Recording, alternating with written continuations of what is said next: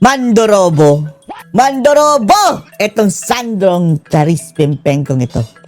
Yan talaga mga kababayan ang nasabi nitong si Ka Eric mga kababayan. Dito sa kanyang video na hihiramin muna natin mga kababayan ha. Pahiram muna nito Ka Eric ha dahil maganda ang kanyang diskusyon mga kababayan. Maganda at nararapat lang na bahagi natin mga kababayan sa ating mga kababayan at isubscribe din natin sa Ka Eric mga kababayan ha, ang kanyang YouTube channel. Bisitahin natin at isubscribe natin, suportahan natin sa Ka Eric mga kababayan. At dito binulgar niya ang baho ni Charis Pimpenko. Ang kanyang kunwaring pagsasailalim mga kababayan sa investigasyon sa ICI. Nalokohan lang daw mga kababayan. Isang malaking kalokohan dahil ang sabi ni Ka Eric mga kababayan, etong pamilyang Marcos, mag-amang kolokoy na Marcos, ang siyang totoong nasa likod ng mga nakawang iyan.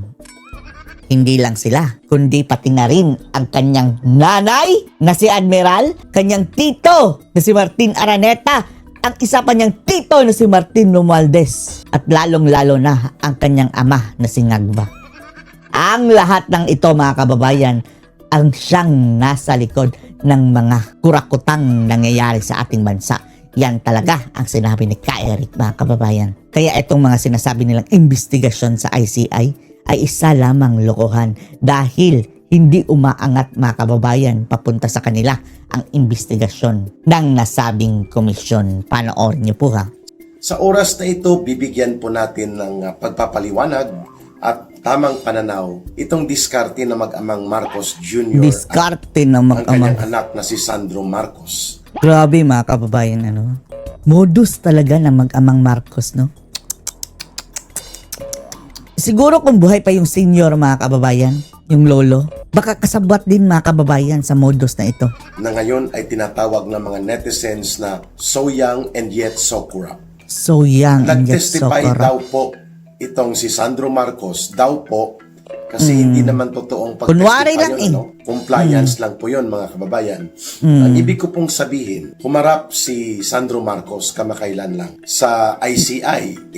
Ginawa nilang ano mga kababayan, washing machine yung ano, ICI. Wina-whitewash mga kababayan yung dapat nilang i-whitewash. Kagaya na sando, tambaluslos. Oh. Sa halip na panagutin, huhugasan nila ng kamay mga kababayan. Anong sabi nila kay ano, tambaluslos? Wala daw silang nakitang ano, kaugnayan sa flood control fund. Kung mga buwisit. Kung binuo ni Marcos Jr. na tinatawag niyang investigative body or yung Independent Commission for Infrastructure, paano maging independent yan? Karay-karay at buntot-buntot dyan. Ang Marcos Stoogie na si Vince Dizon, yung DPWH Secretary ni Marcos, sa lahat ng mga inspeksyon o kaya mga investigasyon, kunwari, na ginagawa itong ICI. Hindi pa rin independent yun kasi nandyan nga ang tao ni Marcos. At itong si Vince Dizon, nandyan yung mga staff nila, nandyan yung taga-DOJ. Paano maging independent yan? Bahagi ng sistema ng mga kalakaran ni Marcos yung nagpapalakad dito. Nagsiresign na nga mga kababayan, di ba? Yung mga ano, mga unang naitala dyan. Si Magalong, si Singson. Oh. At nag-resign sila dahil nabuisit sila mga kababayan. At si Marcos halos ang nakikialam kung ano at sino ang ipapatawag dyan at ano ang ilalabas ng ICI. Kaya itong kulukoy na si Charis. Ikaw ka, Erika. Kulokoy pa si sino? Si Charis Pimpenko? A.K.A. Sandro Charis. Pero mas Charis pa si Marcos eh. Mas Charis pa si Charis Pimpinko. Mas Charis pa kay Charis Pimpinko, si Sandro. Itong si Sandro Marcos kung ipaghahambing mo silang dalawa. No? Pero yan po ay mga biruan lang ng ating mga netizens. Seriously speaking about it, ang pagharap daw ni Sandro Marcos sa ICI. Anyway, mga kababayan, si Jake Cyrus, ayaw naman niyang matawag na Charis, di ba? So, okay lang. Patay na daw sabi ni Jake Cyrus daw siya mga kababayan. Patay na daw si Charis Pimpenko para sa kanya. O, di gamitin. Bakit siya magagalit? Tawagin na, gamitin natin Charis Pimpenko yung pagtawag natin kay Sandro, di ba? Challenge po siya, no, na ilabas ang minutes o ang records kanyang tinatawag na executive session. Kung pumayag lang yun si Sandro mga kababayan na i-livestream, maaalis na sana ang duda. Pero, yun pa rin mga kababayan. Magkabistuhan Dahil malalaman natin mga kababayan kung tinanong nga ba ang mga tamang tanong mga kababayan kung ila-livestream din. Sigurado tayo malamya mga kababayan ang pagtatanong. So nung executive session, wala na yun mga kababayan. Lutong Macau na yan. At hindi niya tinatawag na testimonya tungkol sa Charis, kanyang pagkakadawit sa ibinunyag ni Ginoong Saldico na isa siya sa may pinakamalaking insertions sa tatlong nakaraang budget cycles. Charis Umaabot sa mga Pempenco. 56 billion pesos ang mga insertions na ginawa ni Sandro Marcos. At karamihan nito doon sa Ilocos Norte na mga proyekto na kung si Governor Chavit Singson pa ang magbubunyag, mayroon pong proyekto doon si Sandro Vizcaya. Marcos sa Ilocos Norte na mga flood control projects na halos 2 bilyon ang pinondo pero halos Hindi pa inanod lang natapos. ng baha Ah, ang tatlong oh. mga flood control projects doon at ang contractors doon Grabe. o ang nangontrata ang Diskaya couple, no? Kaya nga dapat sabihin na ng mag-asawang Diskaya ang katotohanan kung magkano ang kinubra na SOP. Kaya pala ba kababayan, ito si Diskaya, no? Ang lakas ng loob na mga kababayan. Dahil pagdating ng kantahan mga kababayan, pwede niyang ikanta si Marcos talaga, Sandro. Standard Operating Procedure, ibig sabihin po ng SOP. SOP, kalakaran doon sa pangungutong. Pangungutong, sa mga proyekto pamor. na pinapatupad o kaya ginagawang ghost. Yan po ang ibig sabihin dyan ng salitang SOP. Standard Operating Procedure, yun ang kalakaran. 25% yun. So, sa kunwari ang executive session na ito ni Sandro Marcos, nagmayabang ang kulukoy. Sabi niya, I am willing and open na ito ay isa publiko. Ay, At upang nako. maipakita Yabang sa ka, mamamayan Mor, na wala Charis. akong tinatago. Aba, Walang nang, tinatago, tinol Alden. ang challenge niya Anden ng mga na pa media executive. at iba pang mga netizens at ng mamamayan mismo tungkol sa kanyang diskarte na magmayabang at maghambog-hambugan na Hambog-hambugan. siya ay handa na isa publiko ang kanyang mga sinabi o ang kanyang pagharap through an executive session, closed door po yun, ay bigla pong bumahag ang buntot ni Sandro Charis Marcos. Ikaw talaga, ha? At sabi niya, Sandro Charis, hindi na niya pinapayagan na isa publiko pa ang kanyang executive session sa harap ng ICI. Aba, ibig sabihin po, may tinatago. Yun lang naman ang simple niyan Kung wala kang itinatago, dapat pinatelevise mo yon. Talaga. Dapat ibinunyag mo yon at sinagot mo ang mga issue. Tatlo yun Una, ang binabanggit ni Ginoong Saldico, saan mo dinala ang napakaraming insertions mo? No? Halos pareho lang sila ng tiyuhin niyang si Martin Tambaloslos Romualdez. Ang sabi nga mga kababayan is, yung talagang de facto na speaker dyan ay yan si Charis. Dahil yan daw talaga na mga kababayan ang nagkukumpas dyan sa dyan sa Kongreso. Ganyan ka-powerful si Sandro mga kababayan. Tandaan nyo, di ba? Yung binidyo-bidyohan siya ni Kiko Barsaga. Anong nangyari kay Barsaga? Na ethics mga kababayan, suspendido. Sa mga insertions na ito, hindi nila ito sinagot. So, hindi natin nakuha ang pagpapaliwanag niya. Why Sandro Marcos ay nagkaroon ka ng almost 56 billion pesos. Tapos sa si Pulong tatlong pa, no? budget. Si Pulong, ang kanyang mga kababayan, dinadivert niya ang usapan kay Pulong. Ay, nako, Cycles Charis. na mga insertions. Ibig sabihin po, wala yon sa National Expenditures Program. Isiningit, ipinalusot, at alam na ang purpose niyan. So, ang kanyang tiyuhin na si Martin Romualdez, ganon din halos, no? Mga nasa 70 billion pesos din ang mga insertions ni Martin Tambaloslos Romualdez. Hindi pa kasama ang 17 billion pesos po na insertions niya doon sa budget Grabe. ng House of Representatives. Ang na dami under din sa insertion. kanya nung 2025 budget. No? Insert pa more. Samantalang si Sandro Marcos ay mayroong 56 billion pesos mahigit na mga insertions. So hindi ito sinagot. Pangalawa, itinuturo siya ni Governor Chavit Singson na marami sila ng tatay niya at siya si Marcos Jr. at si Sandro Marcos ng mga insertions at mga proyektong kung hindi man hausyaw ay ghost projects na pinagkakitaan nila na mag-ama sa Ilocos Norte. Hausyaw mo. At ang mayor dyan na ngayon na pinaupo nila Marcos sa Lawag yata yan. Lawag ba ang kapital ng nako-confuse ako minsan Vigan and Lawag yan I think Vigan is Ilocos Sur, Lawag Ilocos Norte. So sa Vigan, sa Lawag ay si Alcid. Ang nagpaupo daw dyan sila Marcos sapagkat Ayun. matagal na nilang kontraktor ito sa mga proyekto sa Ilocos Norte. Ayan. So magkano ang Magkano ang dahilan? Sino ito sapagkat lumalabas po sa revelations ngayon at mga records na ang Ilocos Norte isa po sa may pinakamaraming flood control projects at insertions na pinatupad. Nako, Tatak Marcos, mga kurakot talaga, no? At isa si Sandro Marcos dyan, mga kababayan. Hindi rin po ito sinagot. At ang pangatlo, ito yung involvement niya doon sa revelations ni Saldico hinggil sa mga maniobra ng nanay niya at tiyuhin niya na si Martin Araneta at si Lisa Araneta din Doon sa customs na naman. Grabe. Grabe, no? Yung nanay niya at saka yung tito niya, mga kababayan, na si Martin Araneta, doon din sa customs na implicate. Kurakutan na naman, mga kababayan. Na mga usapin ng agricultural smuggling and manipulation. Hindi rin po ito sinagot ni Sandro Marcos. So, kung kayo ng tatay mo, ay talagang sincero at seryoso na ituwid ang mga nagaganap na mga pangungulimbat Sila at ang pangurakot sa kaban ng bayan. And Sila ang itinuturong mastermind, mga kababayan, ng mga tao.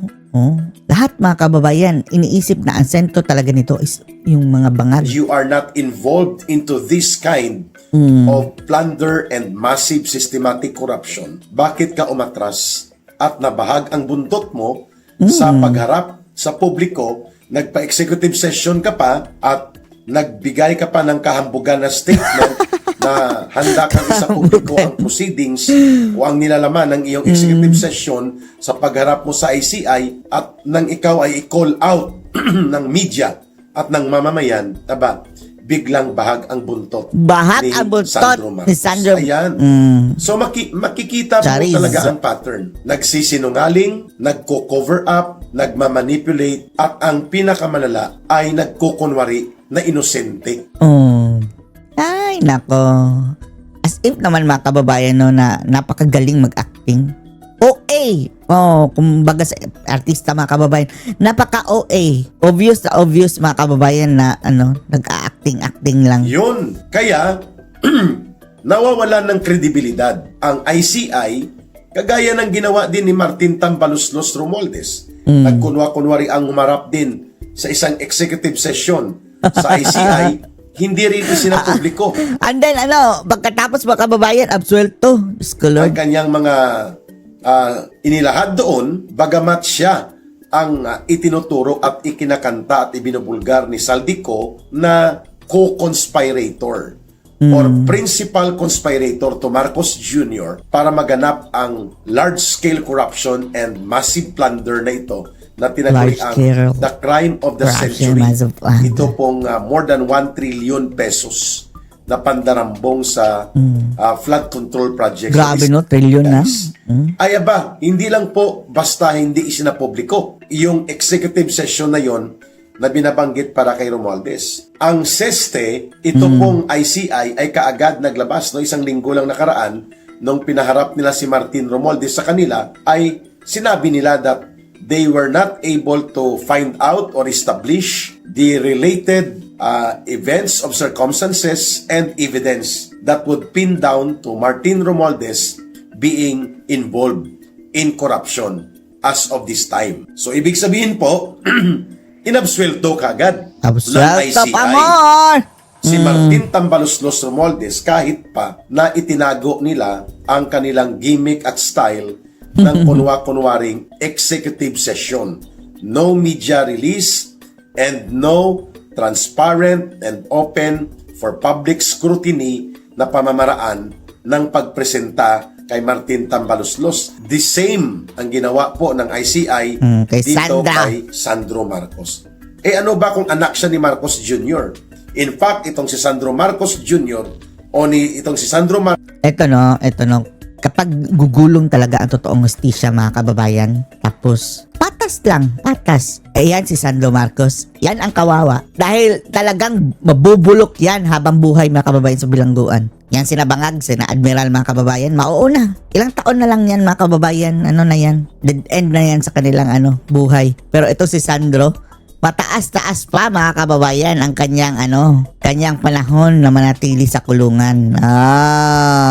Marcos, Ikaw ang si kawawa, Martin Sandro. Romualdez at si Buti nga. Marcos Jr. mas mataas at mabigat ang kanilang pananagutan sa batas at dapat ganun po ka-strikto ang pagpapaharap sa kanila sa batas sapagkat nasa posisyon ng kapangyarihan at poder na may otoridad po sila. Si Sandro Marcos naging deputy speaker or naging ngayon ay majority floor leader. De facto Parang number 2, speaker. number 3 yan ang ranggo niya sa buong hierarchy of officials ng House of Representatives. Si Martin Hierarchy. Romualdez naging Speaker of the House. So si Mark at magpipinsan, magtiyuhin at tatay ni Sandro, ang relasyon nila, ang pagiging magkapamilya nila na umuupo at umuokupa sila ng matataas na posisyon sa gobyerno, mas mataas ang hinihingi na pananagutan sa kanila dahil may posisyon sila ng poder at kapangyarihan.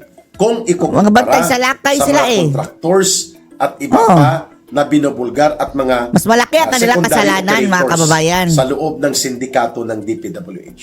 Laki So ang ang kasalanan pagkabahag ng ng mga... buntot ni Sandro Marcos hinggil sa pagsasapubliko supposedly ng kanyang executive session sa ICI ay pagpapakita na ang lahat na nagaganap sa ICI ay kadramahan. Nothing is serious, and the question of moral integrity and credibility ng ganitong uri ng mga kalakaran ng ICI ay talagang bagsak po. Yan ang Bagsak. totoong dahilan dyan kung bakit lumayas dyan si Mayor Magalong ng Baguio City. Subalit Yung tayo nga, ngayon mga kababayan. nakikita na naman siyang dumidikit-dikit sa ilang mga travel and ikot-ikot ng ICI. Oh, Yan din dahil po ang tatakbo dahilan kung bakit umalis dyan Pasikat si dating DPWH Secretary Babe Singson at may iba pang aalis sapagkat ang Bisyoso si ICI Magalong mga kababayan ay isang malaking teatro ng kadramahan. The ICI is a big theater of drama and antics of publicity gimmick, at the same time cover-up operations as well as manipulation ng public opinion at ng mga kaganapan related sa seryosong krimen ng malawakang pandarambong at pangungurakot ni Marcos at nila Romualdez at ng kanilang pamilya. Yun po ang gustong pagtakpan at yun ang gustong i-manipulate ng ICI. Kaya, expected na itong kolokoy na si Sandro Charis Marcos ay bumahag ang buntot sapagkat Charis. sangkot at mayroon pong Charis. katotohanan ang binabanggit at binubulgar ni Ginoong Saldico laban sa kanya, sa kanyang tatay, sa kanyang nanay, sa kanyang tiyuhin na kapatid ni Lisa Araneta at even dito kay Martin Tambaluslos na tiyuhin niya. Romualdez. At sabi pa nga ni Congressman Jing Paras, yang si Sandro Marcos, nag-training niya na taga-timpla ng kape sa opisina Ni Tambaluslos. ni Martin Romualdez dati. Tapos, anong sabi daw mga kababayan, ha? Si Glenn Chong, sinabi mismo ni Lisa Araneta na ayon daw kay Sandro Marcos, mga kababayan, grabe, hindi daw, mayarok ni Sandra, mga kababayan. Ang dati, kung gaano kakurakot daw itong mga tito niya, pinaggagawa ng tito niya. Ngayon, mga kababayan, bumangag na, pati siya. Well-trained, Sandro. Well-trained, di Tambaluslos. And then, after kay Sandro, mga kababayan, yung isa na namang anak ni Marcos na nakababatang kapatid ni Sandro na yung mataba, mga kababayan, si Vinny ba yun? Nag-training na naman kay Tambaluslos dahil papasok na naman daw sa politika. Nang wala pa sila sa poder, si Marcos, Pero nang si Marcos na ang naging presidente, biglang naging kongresista itong kulukoy na si Sandro Marcos at biglang naging deputy speaker o naging majority floor leader pa nga itong kulukoy na ito. De facto pa nga, yan daw ang nagkukumpas kay Eric Alam natin ang only qualification niya ay dahil binitbit siya ng tatay niya, Romualdez. kurakot at bulok. Si Kurakot. Marcos at nang tiyuhin niya. Oh. So ngayon, Pero nagmayabang siya. abilidad doon mga sa kababayan, ay walang ICI abilidad yung executive angas session. na yan. Sa makatuwid, siya pa nga mga kababayan ang dapat sisihin ng Maharlika Fund. Dahil yan ang nagpabida-bida mga kababayan ng Maharlika Fund. Anong nangyari sa Maharlika Fund ngayon? Walang napala, walang napuntahan. At malamang sa malamang, napunta na rin yan sa kurakutan. Na willing siyang ilabas, wala naman palang binatbat, no? Pag may dahilan, pag ayaw may dahilan yan eh. Pag gusto may paraan. O ngayon, dahil ayaw niya, nagdadahilan siya na kailangan daw wag ma-preempt, wag ma-prejudge ang mga ginagawa ng ICI, kaya hindi na niya o hindi na minabuti na lamang niya na hindi na isa publiko ang kanyang diskarte ng kunwaring executive session Ay, nako. sa ICI. Ang katotohanan po Ano, dyan na palusot. bumahag ang buntot, Ayaw, takot mabisto mga kababayan dahil kapag isang pagkakamali niya, mabubulgar talaga itong si Sandra mga kababayan, mabubulgar. dahil sasabog ang iskandalo sa kanilang pagmumukha. At pangalawa dito, nagpalabas din ng statement itong kulukoy na tatay niya na si Marcos Jr. Pareho kulokoy, na no? pinakansila na ang passport ni Saldico. At ngayon, lumalabas na parang ang lahat ng mga secondary players ay titirahin na.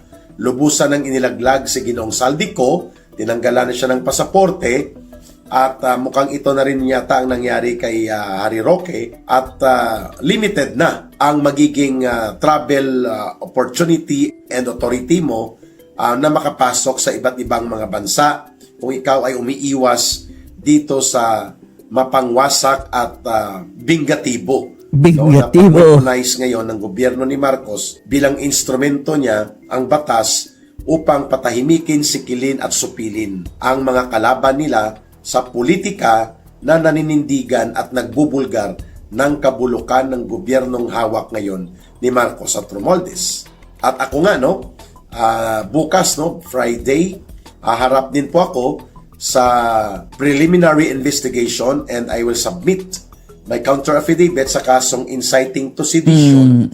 Wow, dinampot pala si Eric mga kababayan ng kusagsagan ng rally. Sinampahan ng inciting to sedition ng mga ngagva mga kababayan. Na isinampa po ng PNP-CIDG. Hindi pa kasama dyan ang pangaharas ni Ontivirus ng pag-file niya ng cyber libel laban sa akin at iba pang mga political commentators. Nakasama ko sa kaso at pati po yung pending cases ng mga komunistang teroristang tinutulungan nila Marcos at Romualdez para iharas po kami ni Dr. Lorraine Maribadoy. Yan po ang nangyayari sa ilalim nitong gobyerno ni Marcos.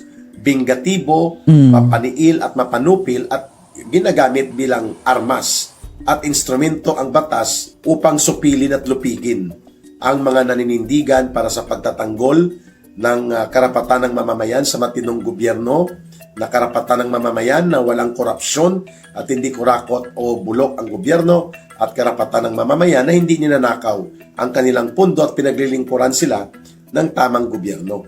No, ang mga nagsasalita at naninindigan para dyan, kagaya nila Congressman Kiko Barsaga, tinitira, iniipit at Na ethics ba kababayan? Natanggal, hindi natanggal, suspendido. inigipit at hinahanapan ng butas upang lupigin at nang ikaw ay mapupwersa kang manahimik. No? Marami po kami dyan na ganyan po ang status. No? Kaya ako bukas, aharap ako sa Quezon City Prosecutor's Office na naman. Okay? Abala yan. So, itong pagdeklara ni Marcos na parang si Saldico lang ang punong kriminal at mastermind ng lahat ng ito, hindi po ito kapanipaniwala. This is an outright declaration ng pagtatabon-tabon. Yun na po ang sinasabi niya sa ICI. Yun na rin ang message niya sa Senate Blue Ribbon Committee. Hanggang kay Saldico lang. O bakit si Romualdez wala? At Yan talaga, filtering mechanism yan na kababayan. Hanggang dyan lang daw. Pero yun talaga mga mastermind. bakit wala ang sarili niya at ang anak niya? Di ba? Sa simpleng katanungan, there will be, o sa simpleng pagpapahayag, there will be no Saldico without Martin Romualdez and Marcos. And there will be no Martin Romualdez na abusado at tarantado sa poder at kapangyarihan niya kung wala si Marcos. And there will be no single centavo na pwedeng nakawin at durubuhin sa ginawang sindikato ng mga budget Adorobo! 2023, 2024 at 2025 kung hindi si Marcos ang nagpipirma ng budget. Di po ba? O bakit wala siya? At bakit wala si Bunuan? Pinatakas nila yung Pinatakas DPWH na. Kulukoy secretary niya. O bakit wala din si Bersamin? Si Wala na, Pagandaman, si pinatakas Recto. na. Ito po ang mga alipores ni Marcos ay hindi po napailalim sa investigasyon. Napakalinaw po kung paano inilahad ni Saldico bilang inner circle operator ng sindikato nila Marcos at Romualdez ang operations ng krimen sa pandarambong at pangungurakot, including kay Sandro Marcos na ito, kay Martin Romualdez, sa asawa ni Marcos, kay Martin Yan Araneta, talaga si Lisa Araneta, mga kababayan. Dapat managot yan na matinding pangingialam ang ginagawa yan sa gobyerno.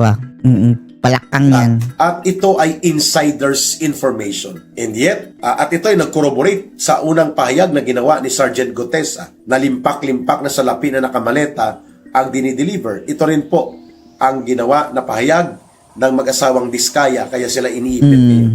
O bakit walang ni isa sa kanila ang binigyang oportunidad ng Senate Blue Ribbon Committee o ng ICI na ilantad ang mga katotohanan at i-check ang validity ng kanilang mga claims sapagkat tumutugma ang kanilang mga salaysay. Bakit? Dahil si Bakit? Marcos naman po talaga. At ang kanyang pamilya, kasama si Romualdez, ang asawa ni Marcos, at pati po itong si Sandro Marcos, ginawa nilang isang malaking sindikato, ang gobyerno. Sila ang mastermind. Oh, sabi ni Ka-Eric, ha? Yan ang katotohanan. Pero may katapusan din po ito. May katapusan din. Ngayon, mga kababayan, anong mga utak nito, mga kababayan? No? Akala nila, no, na habang buhay sila dyan, mga kababayan, sa kapangyarihan, na parang wala nang takot talaga, mga kababayan. Garapal.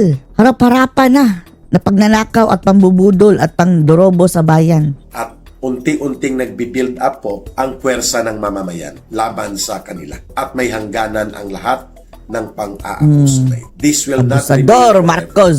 Na hindi po ito matatapos at hindi lalabanan ng mamamayan. Maraming salamat sa inyong pagsubaybay at pagtangkilik sa Ka-Eric Celis YouTube channel. Oy, i-follow ninyo, ha?